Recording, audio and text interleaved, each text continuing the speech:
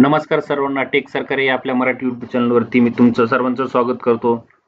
आज आपण पाहणार आहोत केंद्र प्रमुख म्हणजेच समूह साधन केंद्र समन्वयक, जे अगोदरचे नाव होते केंद्र प्रमुख. आता महाराष्ट्र शासनाने त्या पदाला समूह साधन केंद्र समन्वयक म्हणून संबोधलं जाणार आहे.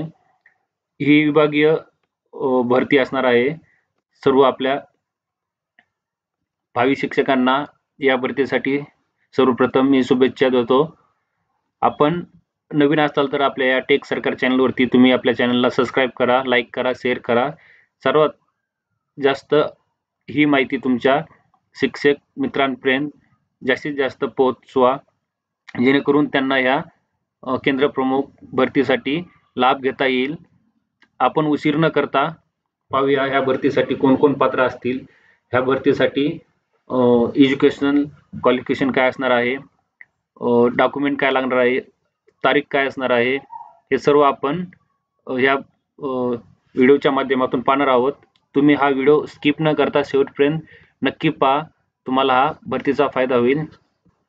सर्वप्रथम आपण ऑफिशियल साईटवरती आलेलो आहोत. साईटवरती आल्यानंतर इथं तुम्हाला खाली स्क्रोल करायचं आहे. तुम्ही पाहू शकता इथं समूह साधन केंद्र समन्वयक, केंद्र प्रमुख, मर्यादित विभागीय स्पर्धा परीक्षा 2025 याला क्लिक केल्यानंतर तुम्ही इथं समोर पाहू शकता प्रसिद्धी पत्र आहे सुधारित, कारण की अगोदरची तारीख होती 10/11/2025 आणि शासनाने नंतर 1/1/2026 पर्यंत तुम्हाला हा फॉर्म भरण्यासाठी मुदत वाढ दिलेली आहे. त्याच्यामुळे ही तुमच्यासाठी खूप गोल्डन अपॉर्च्युनिटी असणार आहे. जे अगोदरचं तुमचं केंद्र प्रमुख आहे म्हणजे तालुका विभागावरती शिक्षण अधिकारी यांच्या आधिपत्याखालील, तालुका शिक्षण अधिकारी यांच्या आधिपत्याखालील त्या पदाला आता समूह साधन केंद्र समन्वयक म्हणून आपण संबोधले जाणार आहोत. तर हा महाराष्ट्र शासनाचा GR आहे 15/9/2022. त्या निर्णयान्वये ही प्राथमिक तुम्ही महाराष्ट्र राज्यातील सर्व जिल्हा परिषदामधील कार्यरत असताल म्हणजे तुमची सेवा कमीत कमी 6 वर्ष पाहिजे कंटिन्यू. प्रायमरी टीचर पासून तुम्ही जर मुख्याध्यापक लेवलला जरी असाल तर तुम्ही या पदासाठी पात्र असणार आहात. पण मित्रांनो, इथे एक लक्षात घ्या, तुम्ही नगर परिषद किंवा नगर पंचायत किंवा महानगरपालिकेमधील ज्या शाळा असतील तर त्या शाळेमधील टीचर या भरतीसाठी पात्र नसणार आहेत. तुम्ही एक लक्षात घ्या. आपण पुढे पाहणारच आहोत हे सर्व डिटेलमध्ये काय असणार आहे. तुम्ही व्हिडिओला शेवटपर्यंत नक्की पहा. तुम्ही पाहू शकता इथे आल्याच नंतर तुम्हाला नवीन उमेदवारांना आवेदन पत्र भरण्यासाठीची वेब लिंक महाराष्ट्र शासनाने ओपन करून दिलेली आहे. तुम्ही पाहू शकता इथे तुम्ही 25/10/2025 पासून हे ऑनलाईन रजिस्ट्रेशन चालू झालेलं आहे आणि तुमची लास्ट डेट असणार आहे 1/1/2026 म्हणजे तब्बल तुमच्याकडे 2 महिने असणार आहेत, 2.25 महिने. तर तुम्ही तयारीला लागा. सिलेबस काय आहे आपण सर्व ह्या व्हिडिओच्या माध्यमातून पाहणार आहोत. या भरतीसाठी कोण कोण शिक्षक लोक पात्र असणार आहेत, डॉक्युमेंट काय लागणार आहे, पे स्केल काय असणार आहे, तुमचे ड्युरेशन जॉईन करण्यासाठी किती लागणार आहे, हे आपण सर्व एका व्हिडिओमध्ये पाहणार आहोत. त्याच्यामुळे तुम्ही हा व्हिडिओ स्किप न करता शेवटपर्यंत नक्की पहा. हे 11 पानाचं PDF आहे. प्रसिद्धी निवेदन समूह साधन केंद्र समन्वयक केंद्र प्रमुख विभागीय स्पर्धा परीक्षा 2025 तुम्ही पाहू शकता इथे. ही विभागीय स्पर्धा परीक्षा असणार आहे. जे माझे शिक्षक बांधव ऑलरेडी सर्व्हिसला आहेत त्यांच्यासाठी ही खूप गोल्डन अपॉर्च्युनिटी असणार आहे. यासाठी मित्रांनो पे स्केल खूप छान दिलेला आहे. तुम्ही पाहू शकता इथे काय आहे अधिसूचना आपण पाहूया. महाराष्ट्र राज्यातील सर्व जिल्हा परिषदेमधील कार्यरत प्रशिक्षित पदवीधर शिक्षक प्राथमिक व प्रशिक्षित शिक्षक प्राथमिक यांची समूह साधन केंद्र समन्वयक म्हणजे जे सध्या आता आपण संबोधले जाणार आहोत. अगोदरचं जे केंद्र प्रमुख पद आहे त्याला आपण समूह साधन केंद्र समन्वयक म्हणून संबोधले जाणार आहोत. ही मर्यादित विभागीय स्पर्धा परीक्षा असणार आहे. ही महाराष्ट्र राज्य परीक्षा परिषदेमार्फत तुमची डिसेंबर मध्ये होणार होती, पण काही तांत्रिक कारणास्तव ही आता जानेवारी फेब्रुवारी मध्ये होण्याचे चान्सेस आहेत. त्याच्यासाठी तुम्ही हा जे शिक्षक लोक पात्र असतील त्यांनी हा फॉर्म आवर्जून नक्की भरावा. तुम्ही पाहू शकता पदनाम समूह साधन केंद्र समन्वयक म्हणजेच पूर्वीचे केंद्र प्रमुख. तुम्हाला वेतन श्रेणी खूप म्हणजे खूप छान असणार आहे. इथं पाहू शकता तुम्ही पे स्केल 15 चा असणार आहे. 41,800 ते 1,32,300 रुपयापर्यंत तुमची सॅलरी असणार आहे, तुम्हाला पेमेंट असणार आहे. तुम्ही पाहू शकता इथं पदसंख्या असणार आहे 2,410. तुम्ही पाहू शकता इकडे विभाग दिलेले आहेत. विभागावाईज पहा ठाणे 51, पालघर 75, रायगड 114, पुणे 151, सोलापूर 99, अहिल्यानगर 123 दिलेला आहे. कोल्हापूर 85 असणार आहे. इकडे सांगली 68, सातारा, सिंधुदुर्ग, रत्नागिरी, अमरावती विभाग आहे 69, यवतमाळ 89, वर्धा 43, अकोला 42, नागपूर विभाग आहे इकडे 68, गडचिरोली 50, चंद्रपूर 66.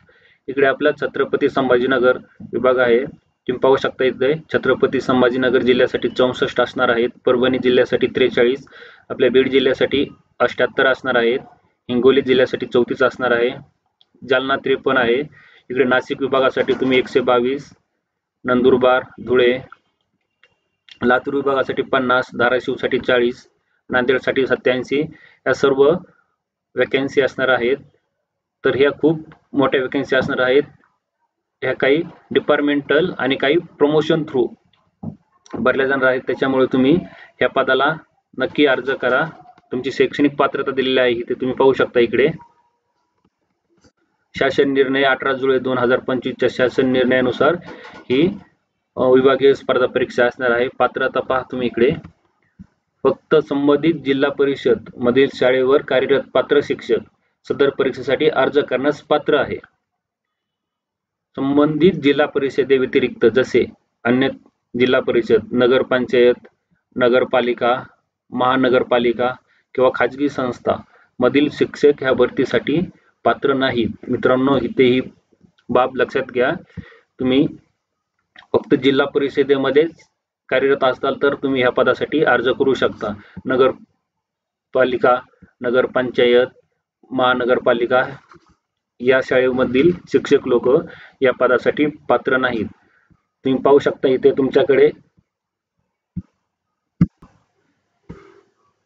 तुमच्याकडे मित्रांनो इथे विद्यापीठाची कोणत्याही मान्यता प्राप्त BA, BCom, BSc किंवा तुमच्याकडे MA, MCom असाल तर तुम्ही पात्र आहात. तुम्हाला ग्रॅज्युएशन कंपल्सरी लागणार आहे प्राथमिक किंवा माध्यमिक पदासाठी. इथे पहा तुम्ही या पदावर किमान तुम्ही 6 वर्ष अखंडित सेवा म्हणजेच कंटिन्यू तुम्ही 6 वर्ष सेवा पूर्ण केलेली पाहिजे तुम्हाला, तरच तुम्ही या पदासाठी पात्र राहणार आहात. तुम्ही इथे पाहू शकता वेळोवेळी आपले मान्य उच्च न्यायालयाने जे TET साठी तुम्हाला अनिवार्य केलेलं आहे, तर ते TET पात्र असणं गरजेचं आहे या पदासाठी. तुम्ही पाहू शकता इकडे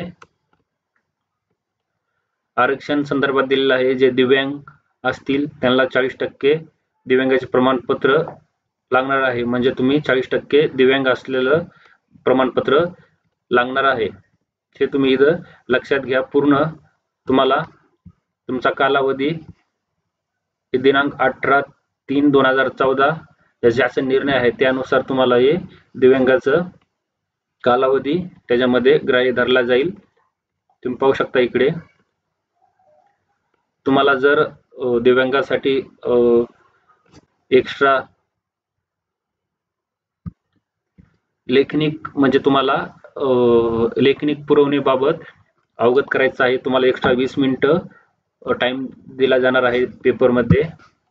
तुम्ही इथं पाहू शकता परीक्षेचे टप्पे असणार आहे. एक टप्पा आहे लेखी, परीक्षेचे स्वरूप असणार आहे वस्तुनिष्ठ पर्याय असणार आहे, प्रश्नपत्रिका एकच असणार आहे, एकूण गुण 200 असणार आहे. तुम्ही पाहू शकता इकडे बुद्धिमत्ता आहे, एकूण विभाग इकडे पहा तुम्ही सर्व सिलेबस दिलेला आहे. बुद्धिमत्तेचे 100 प्रश्न असणार आहेत आणि शालेय शिक्षणातील तुमचे जे नियम, अधिनियम व शैक्षणिक नवविचार प्रवाह यांच्यासाठी इथं तुम्हाला 100 क्वेश्चन दिलेले आहेत बा आणि 100 गुण दिलेले आहेत. तुमचे जे घटक असणार आहेत भारतीय राज्यघटना, बालकांशी संबंधित योजना, भारतीय राज्यघटनेतील शिक्षण विषयक तरतुदी, बालकांचा मोफत व सक्तीचा शिक्षणाचा अधिकार, हे सर्व तुम्ही इथं पाहू शकता. नंतर तुम्हाला घटक 2 दिलेले युनिसेफ, NCERT, नंतर ICT दिलेला आहे तुम्हाला इथे, इंटरनेटचा प्रभावी वापर, अभ्यासक्रम व मूल्यमापन घटक 4 मध्ये दिलेला आहे तुम्हाला इथे पहा तुम्ही. माहितीचे विश्लेषण, जसे की तुमचे जे शासनाचे जे पोर्टल आहेत, स्कीम आहेत. नंतर घटक 6 मध्ये मराठी, गणित, विज्ञान दिलेलं आहे तुम्हाला, चालू घडामोडी असणार आहे. तुमची निवड प्रक्रिया इथे लेखी परीक्षेच्या गुणाच्या आधारे तुमची निवड केली जाईल. मित्रांनो इकडे पहा, परीक्षेसाठी तुम्ही ही भरती 2023 मध्ये आलेली होती, पण काही कारणास्तव थोडीशी स्थगिती दिली ती शासनाने. नंतर नव्याने या परीक्षेसाठी अर्ज मागवण्यात आलेले आहेत. तुम्ही जास्तीत जास्त जे पात्र शिक्षक असतील त्यांनी जास्तीत जास्त शिक्षकांनी हा फॉर्म भरावा, कारण की ही खूप तुमच्यासाठी गोल्डन अपॉर्च्युनिटी असणार आहे. तुम्हाला इथे लहान कुटुंबाचे प्रतिज्ञापत्र दिलेलं आहे. मी ऑलरेडी आपल्या टेलिग्राम चॅनलवरती हे सर्व PDF टाकलेलं आहे. तुम्ही तिथे जाऊन डाउनलोड करून प्रिंट काढा, फिल करा आणि त्याला व्यवस्थित फॉर्म भरा. तुम्हाला जर फॉर्म भरायचा असेल तर तुम्ही कमेंट करा, आपण फॉर्म फिलअपसाठी एक स्वतंत्र व्हिडिओ बनवूया. तुम्ही पाहू शकता इथे तुम्हाला 950 म्हणजे सर्व संवर्गातील उमेदवारासाठी 950 असणार आहे आणि ओन्ली दिव्यांग उमेदवार म्हणजे हँडिकॅपसाठी 850 असणार आहे. तुम्ही पाहू शकता इथे जिल्हा परीक्षा केंद्र निवड, तुमचं कोणत्याही कारणास्तव तुमचं ते केंद्र म्हणजे एक्झाम सेंटर चेंज केलं जाणार नाही. तुम्ही पाहू शकता इकडे ऑनलाईन तारीख भरण्याची तारीख वाढलेली आहे. तुम्ही पाहू शकता इकडे तुम्हाला अगोदरच दाखवलेली आहे मी. त्याच्यामुळे जास्तीत जास्त शिक्षक लोकांनी या पदासाठी अर्ज करावा. आज आपण इथेच थांबूया. कमेंट नक्की करा तुम्हाला हा जर व्हिडिओ आवडला असेल, तुम्हाला जर फॉर्म भरायसाठी व्हिडिओ पाहिजे असेल तर तुम्ही कमेंट करा, आपण एक व्हिडिओ बनवूया. चला तर आज आपण इथेच थांबूया.